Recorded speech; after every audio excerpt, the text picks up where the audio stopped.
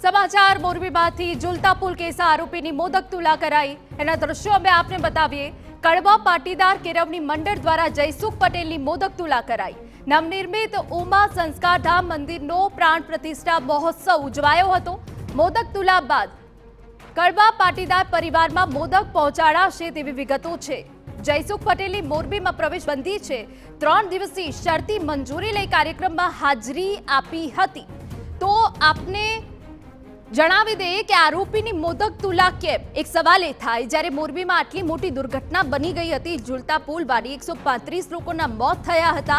એ પરિવારના લોકો ના આંસુ હજુ પણ લૂસાતા નથી અને તે વચ્ચે જે આરોપી છે તેની મોદક તુલા કરાઈ। ધારાસભ્ય કાંતિ અમૃતિયા આપણી સાથે જોડાઈ ગયા છે। કાંતિભાઈ, મોરબીમાં જે દુર્ઘટના બની તે હાલની તારીખમાં મોરબીવાસીઓ ભૂલી નથી શક્યા।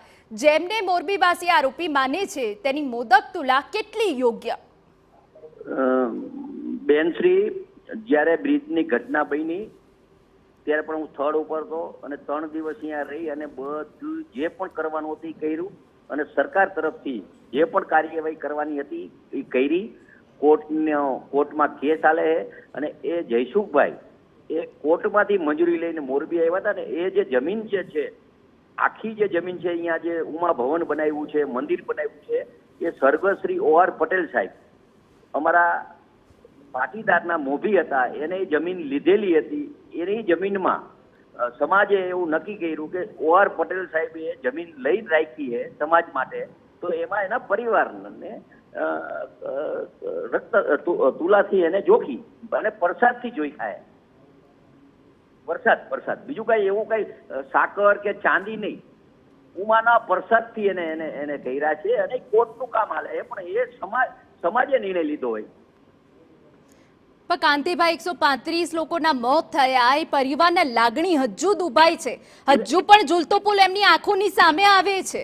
બેન, એના પરિવારને જે પરિવારના એ પણ એ કાર્યક્રમમાં હતા, અમારા કુટુંબના અમૃતિયા પરિવારના 5 થી 6 જ્યાં એ પણ પરિવાર હતા। પરિવારને આંસુ બરોબર, સરકારે સરકારનું કામ કર્યું, કોર્ટે કોર્ટનું કામ કર્યું, કોર્ટે એને જામીન આપ્યા, કોર્ટે એને 3 દિવસના અહીંયા આવવા માટેના મંજૂરી લઈને આવ્યા છે અને સમાજ છે, સૌથી મોટો સમાજ હોય, સમાજે એના OR પટેલે વર્ષોથી આ સમાજ આખા સૌરાષ્ટ્ર ગુજરાતમાં કામ કર્યું ને એમને જમીન લીધેલી હોય અને સમાજે નિર્ણય લીધો હોય, એમાં અમે રાજકીય નિર્ણય ન લીધો હોય, સમાજે નિર્ણય લીધો હોય। છતાં બી કાંતિભાઈ, જે ઘરમાં હવે કદી મીઠાઈ નહીં આવે કારણ કે એમના ઘરનો દીપક જતો રહ્યો અને આપ કહી રહ્યા છો પ્રસાદથી તુલા કરાઈ, એમની લાગણી નહીં દુભાય? જો લાગણી દુભાઈ, અમે જે 135 જે પરિવાર જ્યાં એમના પડખે છે, જે પરિવાર જ્યાં હું બેન સંદેશો આપના દ્વારા દઉં, કોર્ટમાં કેસ ચાલે છે। સરકાર, કેન્દ્ર સરકાર, ગુજરાત સરકાર, સંસ્થા, મોરબી સ્ટેટ, એમની સંસ્થાએ બધાય થઈ અને જે મૃત્યુ પાયમાં છે એને 21 લાખ રૂપિયા અને છોકરાઓ 21 છોકરા હતા એને 46 લાખ રૂપિયા આપ્યા। પછી સરકારની જવાબદારી એ હવે કોર્ટની જવાબદારી, કોર્ટ જે નહીં લઈએ સાહેબ, પણ સમાજનું કામ હોય એને કોર્ટે મંજૂરી આપી તો એમાં આપણે શું ના પાડી આપી?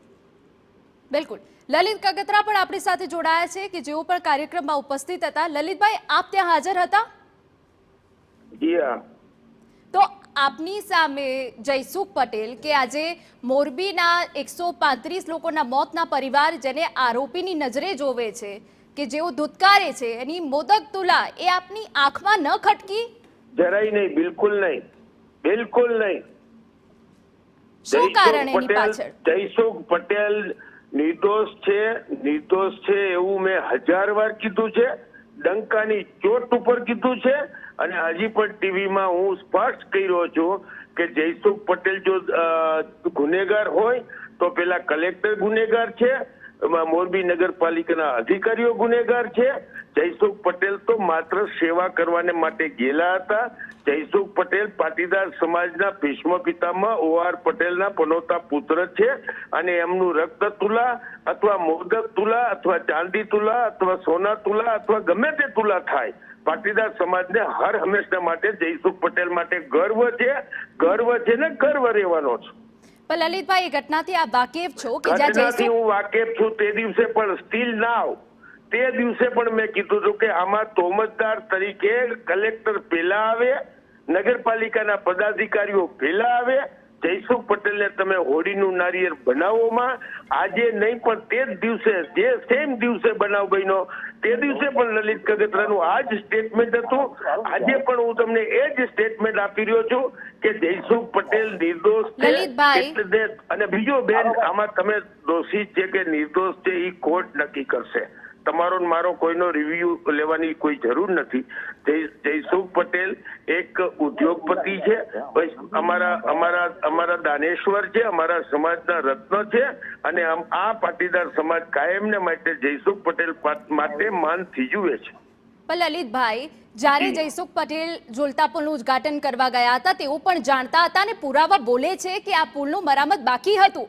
આમ તમે એવું કહો છો કે સમાજ સેવા કરે છે, તો સમાજ સેવા કરતો વ્યક્તિ લોકોનું કેમ ના વિચારી શક્યો? જો તમે ટેકનિકલી મુદ્દાઓમાં તમે એની માટે હું ડિસ્કસ કરવા આપની માટે ગમે તેટલી વાત તૈયાર છું. એ રોડ આજની તારીખમાં હજી અહીંયા ઊભો છે એક વાયર, એ વાયર ઉપર તમારે કેટલી સ્ટ્રેન્થ આપવી હોય તેટલી સ્ટ્રેન્થ આપો, એ તૂટે એમ નથી. સવાલ જે કઈ જે બની ગયો, દુર્ઘટના બની છે ને બની છે, એ હકીકત છે. એનો જે પણ દોષી હોય, જયસુખ પટેલની આ પ્રોપર્ટી નહોતી, એ પ્રોપર્ટી સરકારની હતી, તો કલેક્ટરશ્રીએ શું કામે જયસુખ પટેલને ઇનોગ્રેશન કરવાનો ઓર્ડર આપ્યો, અથવા જયસુખ પટેલને શું કામને માટે ઇનોગ્રેશન કરવા દીધું? કાલે હું પુલનું ઉદઘાટન કરી નાખું તો તમે મને છૂટ આપો છો? કાલે હું એરપોર્ટનું ઉદઘાટન કરી નાખું તમે મને છૂટ આપો છો? બિલકુલ લલિતભાઈ, આપે આપી વાત મૂકી. આભાર.